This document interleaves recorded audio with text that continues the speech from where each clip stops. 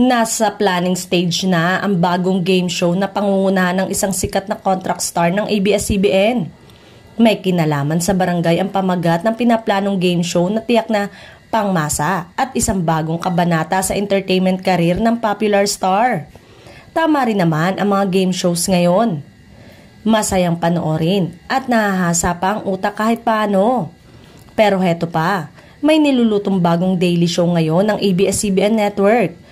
Pinakiusapan ang mga netizen na wala munang clue dahil hinihintay pa ang contract signing at aabangan din natin yan. Tila inihanda ang popular star para maging game show host dahil sa pansamantalang pagkawala ni Luis Manzano kapag nag-umpisa na ang pangangampanya nito sa February 11, 2025. Tatakbo si Luis sa pagka-vice-gobernador ng lalawigan ng Batangas sa eleksyon na magaganap sa May 12, 2025.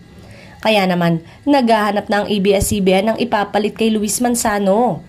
Isa nga si Robby Domingo sa napipisil na pumalit sa maiiwanang pwesto ni Luis. Isang napakalaking blessing na naman ang natanggap ng Kapamilya TV host na si Robby Domingo ngayong taon. Si Robby ang inilunsad at napili ng mga bossing ng ABS-CBN na maging bagong host ng mga game shows at reality shows ng ABS-CBN.